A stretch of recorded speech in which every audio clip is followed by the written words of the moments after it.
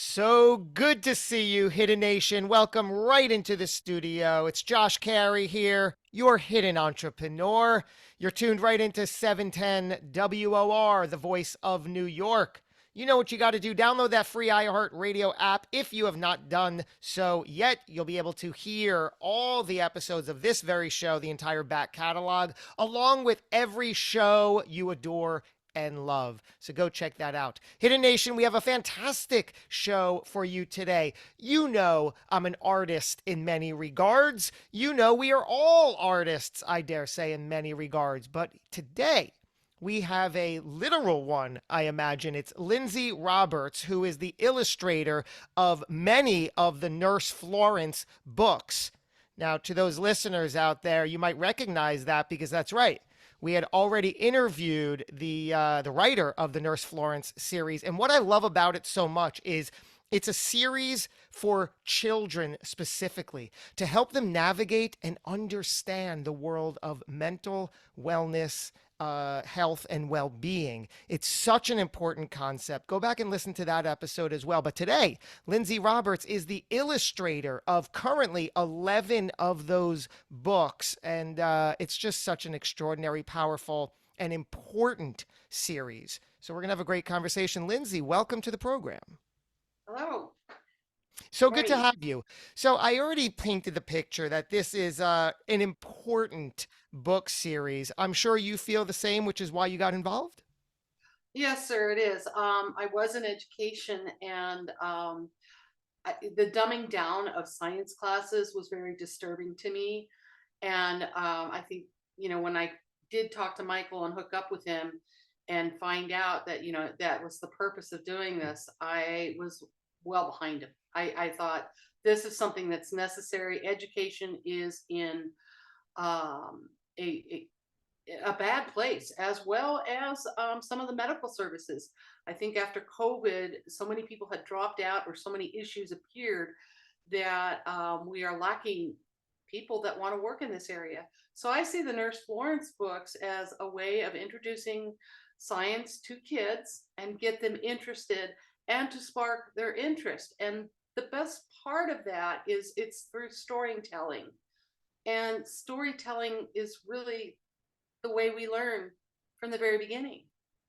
I How do you mean, it's, Yeah, how do you see your role as the illustrator? Because I know there are so many children's books, and I've never really spoken in this regard to an illustrator. So I really value this time and dialogue together. But I'm always aware that on those books, there are the two people. How important is your role in the entire concept here? well, the way it works with Michael, he gives me an outline of where he wants to go with the book. And he tells me what he wants in that illustration. Sometimes he'll provide me, say, with a photograph, and then I just kind of copy that and just draw it, and then I put it together through Photoshop. I'm one of the few illustrators that does not do pencil or digital alone. I work in oil pastels. Then I photograph it. I take all my characters in Photoshop, select them out, and then put them in the scenery. So then I have all these images stored. So some images may transcend from one book to another, but they'll have changes in them to fit the theme. As an illustrator, I'm trying to show the point that Michael's trying to make. And then when Michael sees the illustrations, that sparks him to tell the story in a sense. So Yeah. I think he has the story set up in his mind, but then when he sees the drawings, then he can add to it. For instance, I think it was the brain book, and he wanted more food on the table with the kids. So I put in some cupcakes and I wrote back to him. I said, "You better make this somebody's birthday." And he did. He did. So in a sense, I can kind of influence the story that way. But illustrators, we have to be aware of certain things like color, the meanings of color. And I was big on color theory when I was teaching art anyway. And color affects our life more than we realize.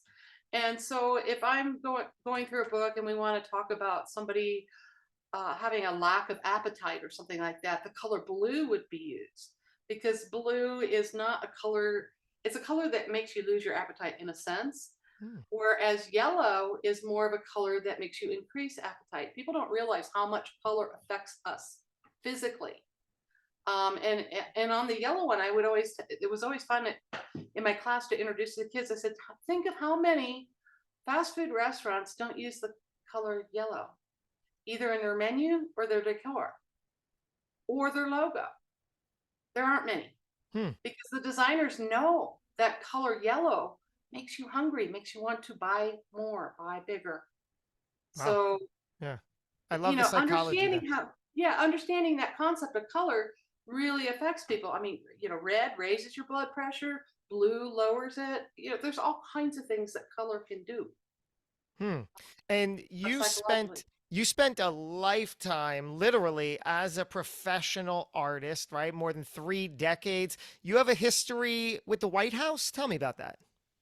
Oh, um, for several years, for 5 years, I was on the board of Ohio Designer Craftsmen. It's a statewide organization, and one of the gals I worked with was kind of like the president of the nonprofit portion of that um, um, association. Uh, she was working one on one with Hillary Clinton on getting Congress to make 1993 the year of American craft. And that's when they were asking artists, 14 artists, they invited 14 artists from each state to contribute a ornament for the Christmas tree. And it was angel ornaments because that's what Hillary liked. And so I was one of those 15 artists from Ohio that was asked to do that as a result of my connections through Ohio Designer Craftsmen, basically. So I Right. attribute it to them helping me out. They really did help my business and everything else. So That sounds exciting.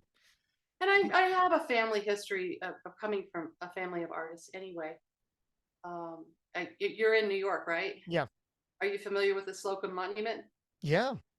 The angels on either side were crafted by Adam Bach. That's my great grandfather. How amazing is that? What great history. Yeah, so it's in my family. I want yeah, I want to talk about the plethora of books here in the Nurse Florence series. Again, Hidden Nation, this is I stand by this from my interview with Michael Dow when I first heard of this, just the importance of teaching children in an accessible way, all about mental wellness and health. Lindsay, what are some of the topics here that you're illustrating that are a little more personal to you? Okay, well, like the first book, The Spine, the nurse I chose was a friend of mine who passed away that year from difficulties with the spine. Hmm. So that meant something to me. The next book I did, Shingles. The disease meant nothing, but the woman I chose as a nurse was somebody I admired very much that I knew back in Ohio, and she's Kurdish. The next book, we didn't have any redheads, so I did a friend's daughter, and that was alcoholic hepatitis. And I didn't know anything about that disease, so I did learn about that, but I don't know anybody who has had it or has it. Following that was a book on arthritis, and since I am starting to battle that disease myself, it meant a lot to learn about the different types of arthritis. And I chose another artist friend of mine who is a ceramicist from Ohio, and she was the nurse there. Let me see who came after that. Then there was the brain book, and the gal I chose for that is the superintendent of our county schools, and she was working on her doctorate, so it just seemed to make sense to do a general science with somebody that intelligent and talk about the brain.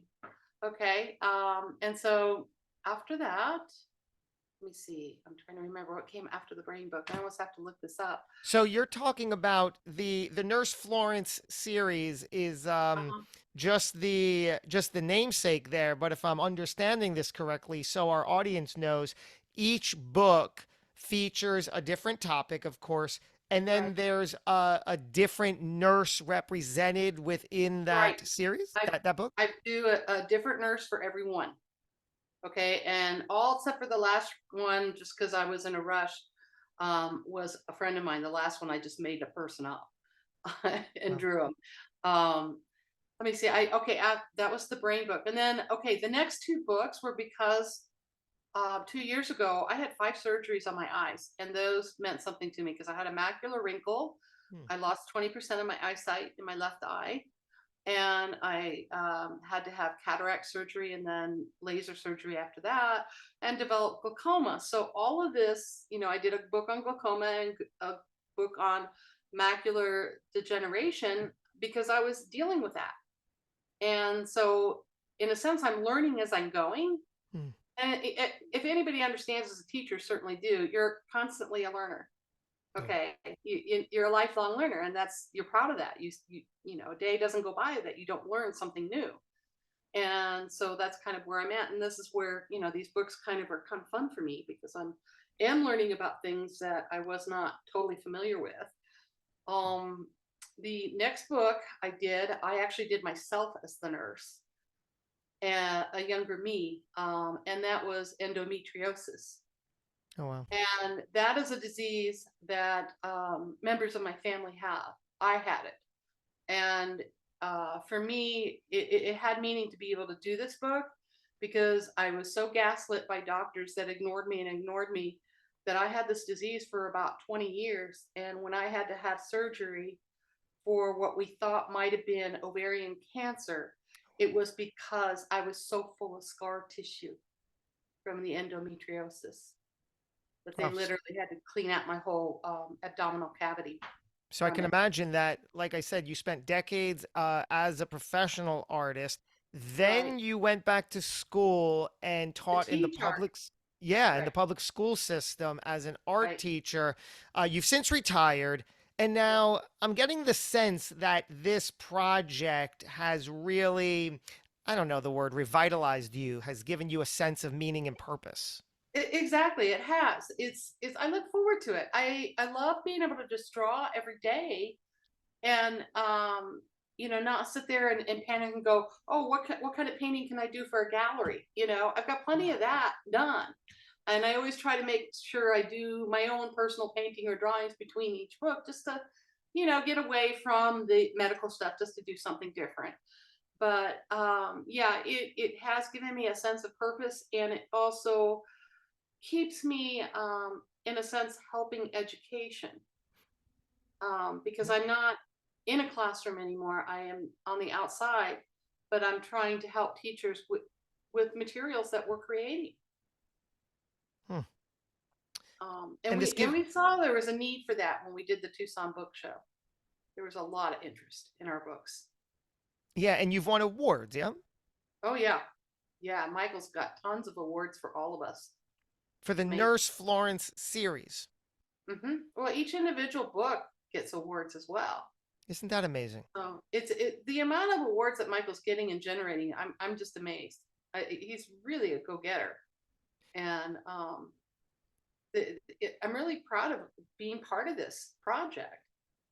And there's a lot of coincidence. It's not like you knew Michael from a prior project, right? There's Oh, overlap here. yeah, there is, and it's weird because I could have run into him before. I don't know, but the fact that he was so close, I didn't feel so intimidated by contacting him because when you see things online, is that for real or is that I mean, I would love to be part of that, but are they going to take me for my money and run? And after meeting Michael and talking to him, I saw that he was genuine and really wanted to go with this, and I wanted to be there to help him. Is this, I think you touched upon this a little bit, but the illustrator and writer relationship, is it kind of like a songwriter and a lyricist, like who does what first, and you guys go back and forth? Well, I've never done that, but I I assume, yeah, it does sound like what we're doing Yeah. in a sense, because there are times when I come across something and I'm a little confused. It's like, hey, Michael, is this what you mean when you're doing this? I need this to kind of come up with an image. Because a lot of times, I look up images and then I come up with my own ideas. Say, okay, family groups. What's a symbolic look of a family group or something? And I'll go look at clip art and then I'll go, okay, I can do better than that, and then I'll draw up my own, um, and then Yeah. produce it. And then that drawing again, like I said, some drawings transcend from one book to another, so I don't have to repeat illustrations sometimes. Yeah. And I can change a lot of things in Photoshop too, make it And work. and before we wrap up, Lindsay, it's amazing you come from a lineage of artists. When did you first pick up the pencil, so to speak?